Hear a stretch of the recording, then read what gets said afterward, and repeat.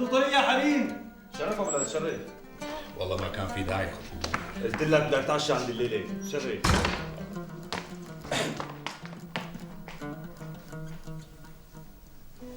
آخ يا زهرة، يبعث له الهنا هالمعتز، لك يأمر عظامي إن شاء الله على هالشبوبية وعلى هالطلة.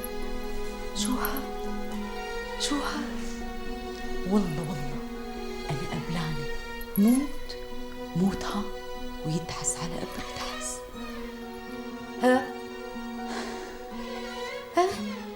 معتز، ها لك معتز رفيقه لأخوكي، أخوه لدلال وجميلة ولاد سعاد خانو. هريه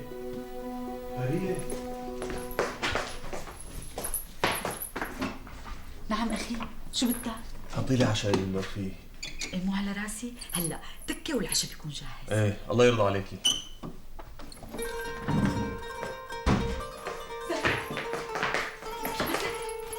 بدي طعمي من ايدي هدول، بدي يسلم لي هالوش ان شاء الله.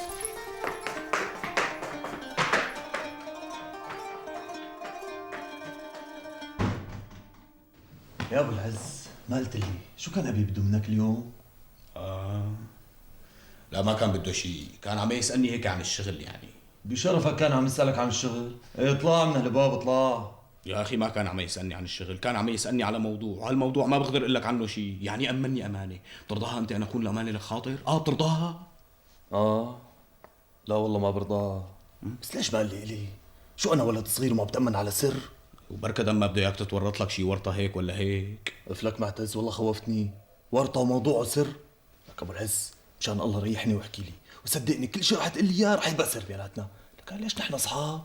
خاطر ايش كان بدك يانا نبقى اصحاب؟ لا بقى تسالني عن الموضوع اللي كلفني فيه معلمي ابو خاطر.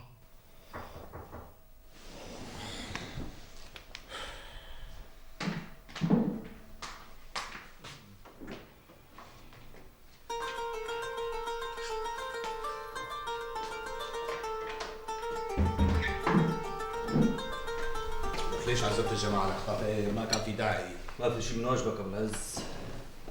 بتعرف ابو العز، ماني زعلان منك، بالعكس انا مبسوط منك كثير، لانك صاحب امانه، واللي ما بخون الامانه ما بخون الخبز والملح. بدك يسلم لي اللي خلاك. خيرية، تفضل ابو العز، مد ايدك.